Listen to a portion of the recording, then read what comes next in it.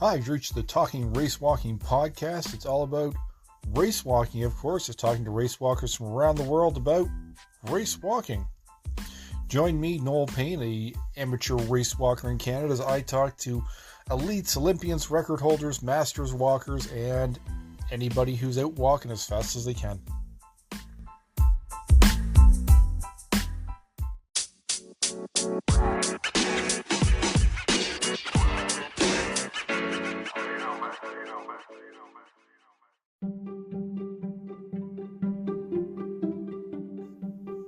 Hi, so this is a section where I'd actually be talking to someone, a race walker. So this is where you can come in. If you know a race walker, you're a race walker, and you have an amazing story, I want to hear from you. So reach out, let's chat, let's get walking and talking.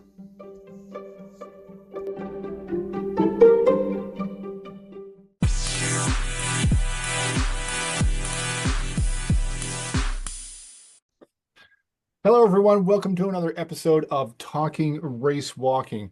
We are bounding around the globe these days, and I am enjoying getting to meet people from different countries and talk about something we have in common, which is race walking. So today I have gone to South Africa to talk to Janise Nell, and the only other South African race walker I have talked to is Wayne Snyman. So this is a privilege. Janise, welcome to the podcast. Thank you. Yeah, well, it's great to have you. I love what you share on social media. I saw you as a young race walker and I said, "Hey, this is cool. I want to find out more." So it's an honor to have you on board. So Thank you. I will tell people a little bit about yourself, but then I'm going to ask you questions and you can let people tell them about you. So Okay. is it 21 you are this year, or you'll be turning 22? No, I turned 21 in January. Okay, perfect. There we go. So Yeah. 21-year-old race walker from South Africa. From the stats I have, decently quick. You've got a just under 49-minute 10,000 meter race walk, 3,1349. So you are really progressing. So I love talking to young race walkers and finding out what drew them to the sport as well. So first off, how did you find race walking? So it's actually a funny story. So I was actually a runner. I didn't even know about race walk. And when I was 11, my aunt actually introduced me to my coach that I'm with now for 10 years. So he had runners and race walkers. So at first I didn't want to race walk at all. And then when I was 12, we have under 13, we have 1,500 meter as the distance. So then he asked me, actually my mom took like videos of me at home doing race walk, but nobody saw them. So then she showed them to my coach, and then he asked me if I will just do it for 1 year. And so I did, and I didn't struggle with the technique and everything. It came naturally.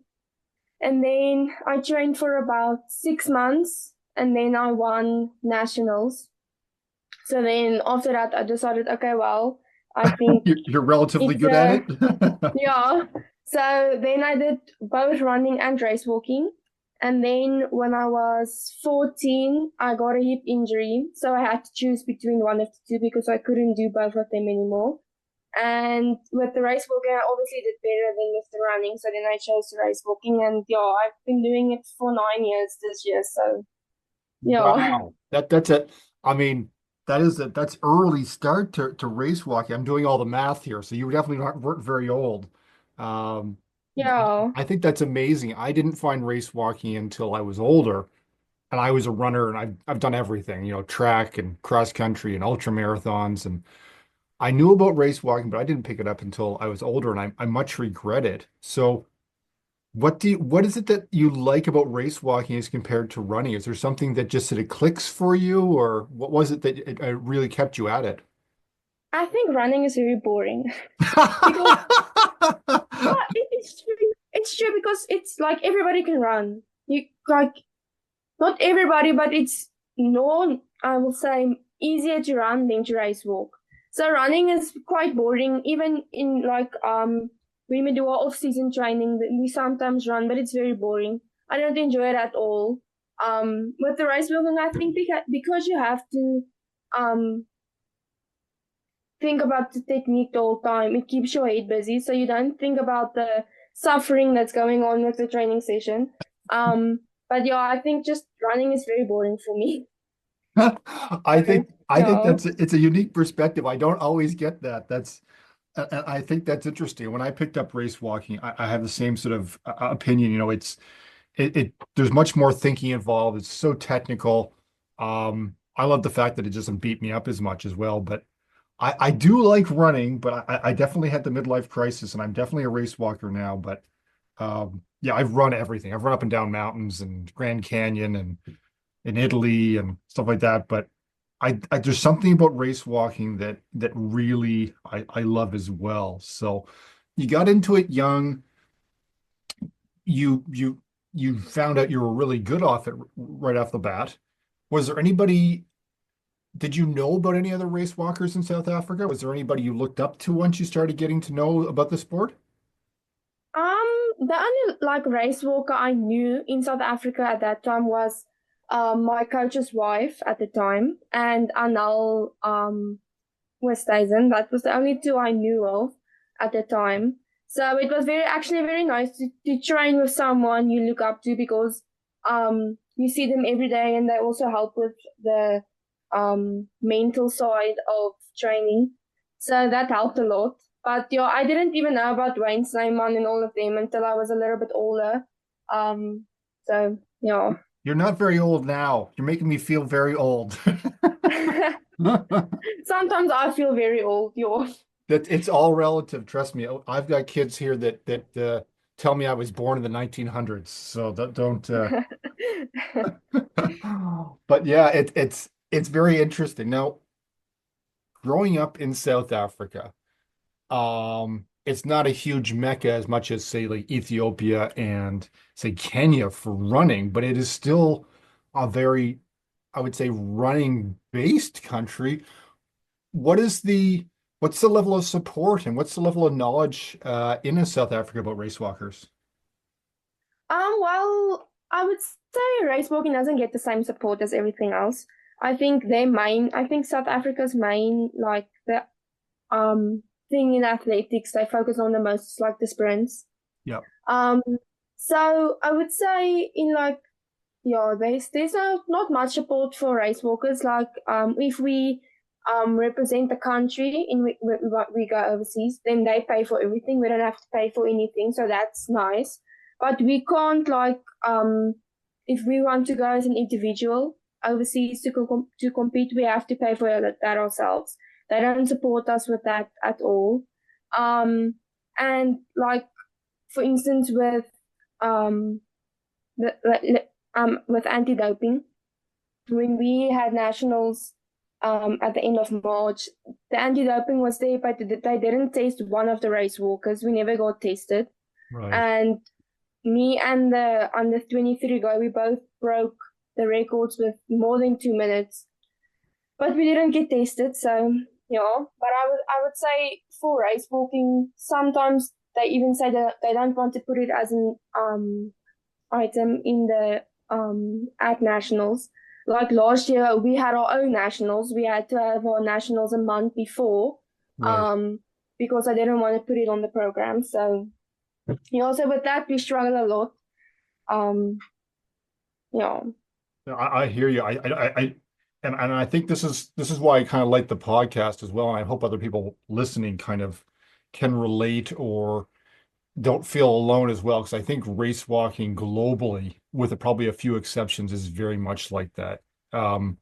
Canada's very much like that. Sometimes it's we have it in national meets. Sometimes it has its own special championship. You know, it's not included with track and field. Um, so I think that's happening a lot. So I think our sport is it's got a long history, but it is struggling in many countries to sort of stay on the track meet schedule to get attention, yeah, that type of thing. So you don't feel bad. I think it's something right now as a sport globally that we are challenged with. And that brings me to my next question. As a young race walker, getting it into, I mean, getting into it in the 2000s, I mean, I still find it strange that anybody was born after 2000. But anyways, that's just because I'm old. Um, from your perspective, as you got into race walking, there's been a lot of changes. So I wanted to ask you, as a younger race walker, what do you think's been about what's been going on over the last few years? I mean, we can start with the recent announcement that we only have one event at the LA Olympics in 2028. But over the last few years, the 50K event disappeared. Um, and then we had a 35K event that came into being. And then it was switched for a 42.2 kilometer mixed gender relay at the last Olympics. And now there's not going to be a 35K or a relay at the Olympics, and they're switching to distances of a half marathon and marathon.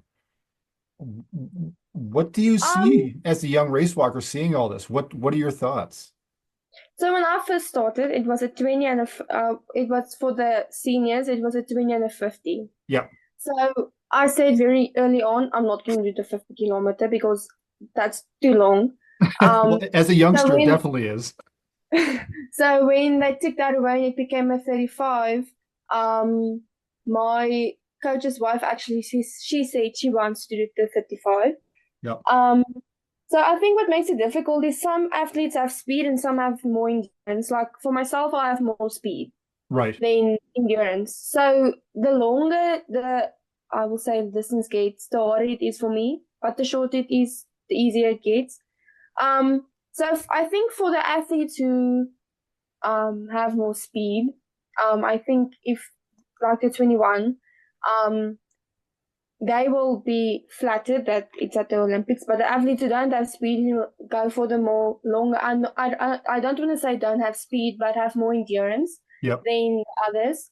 In they with I think the 42 is not going to, it's not on the for the Olympics. I No. think that's really sad for them because now they have to compete with athletes that are much faster than them, maybe, or they train for the longer distances and now they have to do a shorter distance, which isn't that difficult, I would say. But now, where they could have gotten a medal, maybe they won't medal. Or so I think that's very and with I think it messes up with your training as well because now one year you train for 35 and now the next year you have to train for 42 and maybe the year after that now there's no 42 anymore, there's only going to 21. So I think it messes around with training and with goals and yeah.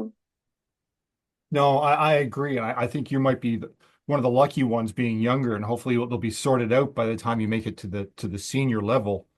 And really, once I think after you get a little bit older, and are considering, what is your specialty, hopefully there'll be a solidified distances for the sport. But in Canada, we definitely saw the problem with Evan Dunphy being the 50K specialist, and he really strategic, strong, lots of endurance. And he was just lucky that he also had a good set of wheels on him and could drop down to a 20K event. Um, but I know there's a lot of athletes that did struggle with that coming down. It's quite a difference, a 30K difference between 50 and 20. And then now Yeah. and now we've got well, for a while, it's changing again, like I said, but for a brief period of time, there was a 20 and a 35K, and we often found the same athletes winning winning both events Yeah. because they weren't really that different. But So, even like in the I will say under 20, but even the under 18s, we have under 18, under 16 here in South Africa as well. yep, So we used to always, under 13, you do a 1,500, and then under 16, under 18, you do a 5,000, and then under 20, it's a 10,000. yep. But now they changed that as well. So now you only do, I think, in your under 23. So when you're 20 years old, that's the first time you will be due a 10,000 um meter. So they changed the whole thing. So now you only do a 5,000. So at the under 20 worlds, they won't do a 10,000 anymore. It will only be a 5,000.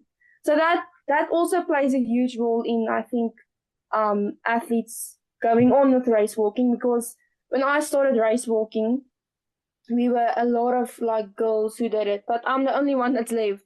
All of them stopped when I had to jump from 1,005 to 5,000, and from 5,000 to 10,000, and from Yeah. 10,000 to 20. They all stopped. They didn't continue because the jumps were too high for them to achieve anything.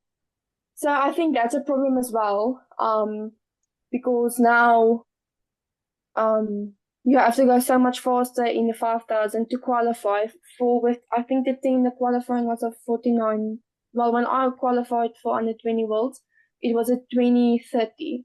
Now it's a 5030. Now it's a 49 30. So I think that also plays a huge role in the with with the younger race walkers. No, that makes sense. From being a runner and a race walker, it works the same. And when if runners are listening to this, I mean, it would be like training for a 1,500-meter race on the track and then jumping up to a 5,000. They are not at all the same event. Yeah, And if you haven't had any exposure to it until, later on, it's quite a jump. The training's different, the event's different. Um, and you can get away with a lot in the 1,500, and especially if you're not training hard and still do okay in race walking. But yeah. 5 or 10,000, it weeds out the people who haven't trained very much pretty quickly. Yeah, no, it does, and it's also sad to see, because even you could see from the 1,500 to the 5,000. Let's say we were 20 when we started with the 1,500. We were like 20 athletes. When we started the 5,000, we were already like 10. So half of them already said no, they're not going to do the 5,000 because it's longer. It's 12 and a Yeah. half laps. For some people, that's very long. Yeah. Um, so they just said no, they're not going to continue. Yeah, it is unfortunate. I think we see a bit of it in running, but a little bit less so. But yeah, it is a hard sport. I think any individual sport can be a bit tough as well. I mean, it's with a team sport, you play on a team, you don't get noticed as much. It's still hard training, but yeah, I find track and running and race walking, it's a very individual sport. So you can feel a little alone out there in training and at a competition. So it is tough. Yeah, it is so. It is like that. But luckily, in my training group, we are How many? 5 race walkers that train together. That's And good. we are the youngest one turns 15 in, I think, July, I'm not sure. And then I'm 21, the other girl's 20, and the other one's 19. And then my coach's wife, she turns 33. So it's actually nice because we can all train together. Um, and me and my coach's wife are at, like, I would say, at the same level. Nice. So training wise, so we train a lot together. So that helps a lot with training because you don't have to do it alone. Because I think if I have to, before every session, think, oh, now I have to go do a 15 kilometer on my own or 20 kilometer on my own, I think that would just not make me very happy. But luckily, I know they are there, so they help with the training, and we chat a lot while we train, so that helps a lot as well. Um, yeah, and I think for me, it's nice being with my coach with him, because this year I've been with him for 10 years. So he knows me in and No. out. He knows everything about me. Even before training session, if he can see, okay, this is not going to be a good training session because she's emotionally not there or something's wrong. So, yeah. So I think that helps a lot as well if you have someone to train with. I know it's not possible for everyone. And I think support helps a lot with that too. No, I think so from my experience with coaches and from seeing other coaches and athletes. I think part of coaching is knowing the sport, but I think a bigger part than probably a lot of people understand is knowing your athlete. It's not so much sometimes about, knowing the perfect workouts. It's knowing the perfect workouts for the athlete, knowing their strengths and weaknesses, knowing them, on a personal, emotional level so that they can, help the athlete get the most out of themselves. I think sometimes that's overlooked. Yeah. Yeah. Yeah, no, I think like in the 9 years I've been doing race walking, some years were good, some years were not. But I think there's just factors that plays a huge role in your training, and sometimes it's not things you can handle. Yep. Um, so yeah, I think well for me and my coach this year just went about PBs. I wanted PB in every race I do. I wanted to PB. Well, So that brings me to um, my next question. So so you're looking for PBs. What are your goals for 2025? And then what are your goals for beyond that? the main goal for 2025 was PBs because I have been struggling with training, I think, for the last 3 years, you can say. I think 2021 was one of my good years, performance wise. And then from there, I would say kind of went into a dip. Um, but there were lots of personal things that happened. So that played a huge, huge role in my training. Yep. And so for 2025, the main goal was PBs. And one of my goals was to qualify for World Student Games in July. And how's that Um, going? but yeah, but after talking with my coach and everything, our nationals is at high altitude, so that's it's very. It's gonna be I hard. won't say qualifying's that far. Qualify technically I can because my 10,000 times says I can qualify. Um, but I talked with my coach and I said I think I'm not ready yet. So 2025 it's about PBs. It's just about PBs this year. And then next year also PBs. I think PBs are every year. But I think next year would be for to qualify for the World Cup, for the Racewalking World Cup. So I think that's a massive goal for next year.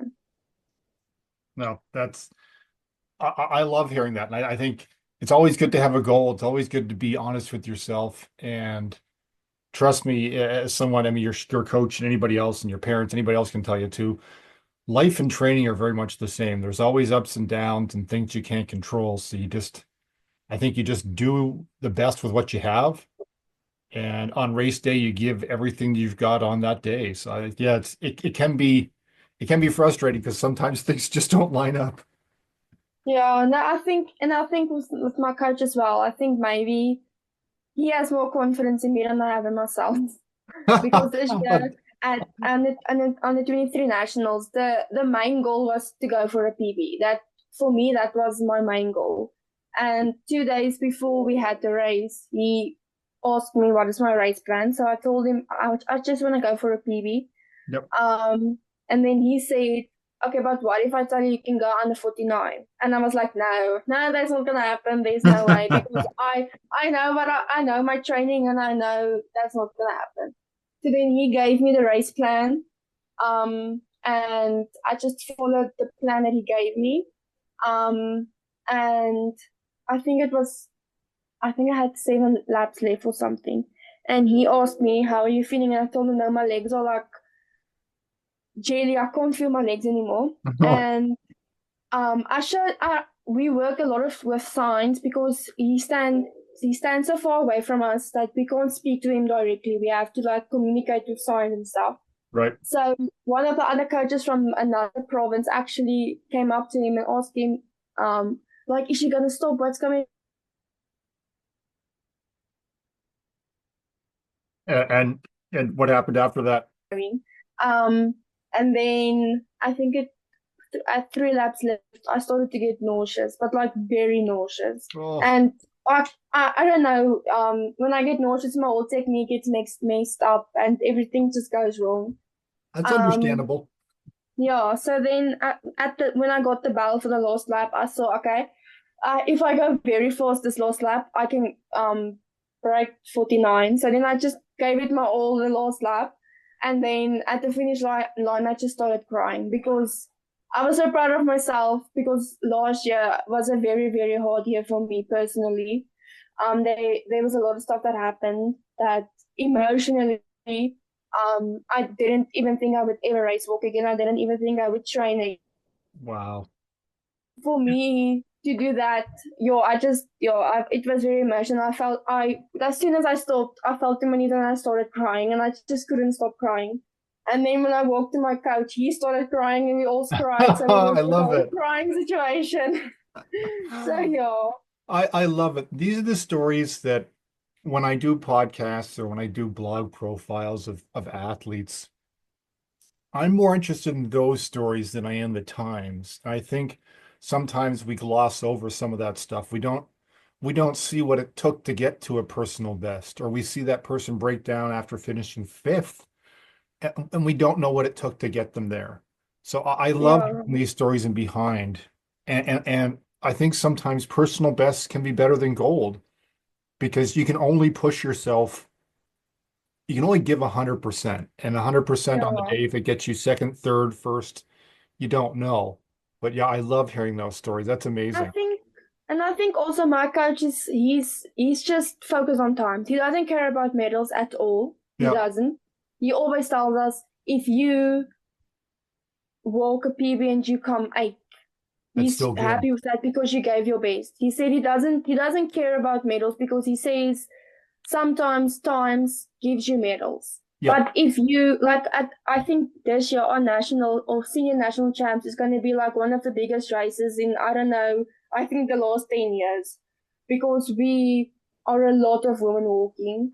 Um, but he said even like when we started the training for the season, he said he doesn't care about who comes home with a medal or who. He just wants the best. He just wants us all to walk the best times we possibly can. And even sometimes, I think if you have a day and you don't walk a personal best, but that was the best you could do that day, I think that's also like an accomplishment because sometimes we are not in the shape to walk a personal best, or you're not mentally in the right place to walk a personal best, but your second best almost is the best you can do for that day. So I think that's a really also a way to look at No, times and stuff.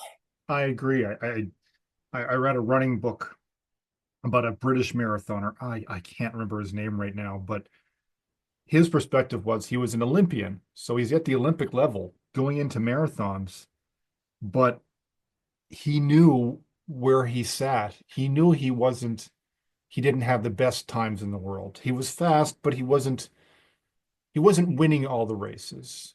If everybody else was running 208, he was a 210 guy for a marathon. So an incredibly fast, talented, elite. But in his book, he talked about controlling the things that he could control and giving it 100%.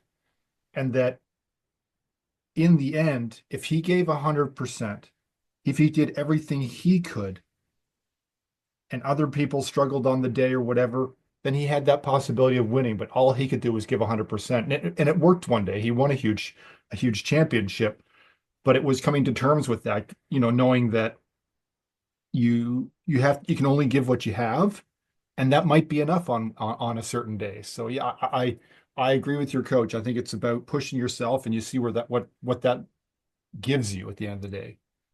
Yeah. And also, like in South Africa, um we call it awesome and school. So we two categories of competing. So the schools level is for all the, I would say, underprivileged children. So the children that don't have like finances to do athletics. So I would say sometimes that affects us as well because I remember when I was in matric, we I competed at the school championships and I wanted to break the record. And because of the judges that didn't know what they were doing, Right. um, that didn't happen. But with the other one, the Athletics South Africa, that I would say the judges and stuff are more qualified No. at that level, I think. Um, but yeah, I think what makes it difficult for at the school level as well, because the judges don't know what they are doing, the people start running. Right. Um, It doesn't and doesn't they're do it not any good for the qualified. Like sport. the Yeah. judges are not qualified at all. So then the other kids start running, and then they run next to you, and then the judges don't think are doing anything wrong, and then sometimes they win they win the kids that are actually trained and actually have the right technique. So that sometimes is also a problem. That can be definitely a problem. Yeah, so that's another thing we have in South Africa. With judges, I think like one year I think it was 2022 when the World Cup was in Oman. Um, we we competed there. I was the only one that did the 10. Um, and that's actually when I met Olivia Landman, and from then on we were friends. Yeah, she's a great So athlete, great person. yeah. So from then on, we became friends. Um, but at that championships, I didn't get any warnings, not one at all. And 2 weeks later, when we had all national champs, in my hometown, I got one warning. So then one of the, like race walking members, like board members of South Africa, he said, "How can you get at international level, you don't get any warnings, but then you come to your own country and you compete and you get warnings." So I think, yeah. So in South Africa, we really have a problem with like judges that are not qualified. And I think that also plays a role in times because you can't go as fast, because you have to worry about them thinking that you are running, but you're not actually running. And, and So I don't yeah, think that you're, Janice, I don't think you're alone too. I want to make you feel good there too. It happens, I think, everywhere, especially from a judging perspective too. You get judges who only get to see sort of slower masters walkers, or they don't do it very much. So that sometimes the difference between judges at the local level and at the elite level can be immense. And yeah, and then it's interesting yeah. hosting the Talking Race Walking Instagram account and social media accounts. I'll often get comments and on videos I post of race walkers, and you'll be very surprised um, on some comments from judges or officials or people say they have lots of experience, and it makes me scratch my head. So I think there's some problems there as well. People say, they're lifting or they've got bent knee. And then I'll slow down the video for them and be like, I understand, what you think you're seeing, but I think, yeah, there is a problem with judging, the experience level, knowing what to look for, and I think this podcast could go on forever. It's when you get two race walking geeks, we could just chatter on forever, I think. I think so too. But Yeah, and I don't want to take up your time because I know you're a university student as well, which we didn't get time to talk about. Um, yes, I and am. you are, and you just got out of class for this podcast, so thank you for that. Yeah, yeah. Uh, The classes are extremely tough this like past oh, 2 weeks. Yeah. yeah, exactly. So I appreciate the time. One last question before we finish up, and that is, um, you're in your 20s, you started early. What advice would you have for that young person in any country that, has the same experience with you? Race walking is not very common, it's not well known. Maybe you'd feel embarrassed going out and doing it. What advice would you have for that young race walker who, heard this podcast or heard about the sport? What encouragement or advice would you have for them? I think there's three words that I always say when people ask me. I always say the three words: I'll never give up, because they were times I wanted to give up. I really wanted to. I remember one night, or one day, I was on my way to training and I told my coach, "I'm sorry, but I'm not gonna do it anymore. I'm done. Like I don't want to do it anymore. Like I'm just done." And that night, me went out for dinner, and he asked me, please don't stop. So then I started again. But I think never give up, because if you just sometimes, even if you're not the best, but you just keep on training and you just keep doing what you're doing and keep doing your best, one day you will see the results, and then you will be proud of yourself that you never gave up and you just continued. So I think that's my main advice, would be never give up.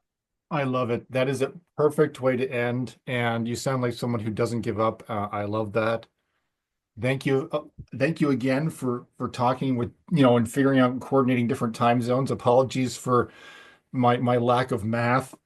So I'm glad we got the chance to chat. I wish you all the best with your training and racing, and Thank you. maybe we can connect again when you start setting some more PBs and we'll see how you're doing. Yes, that will be fun. All right. Thank you very much and take care. Okay, thank you. You too.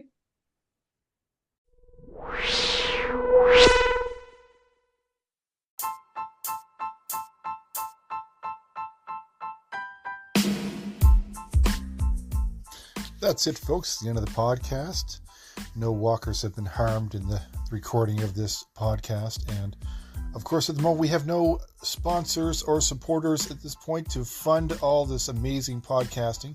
But if you're out there and have a race walk company that produces some sort of race walk apparel product or something you think race walkers would love, get hold of us. We'd love to have you on board.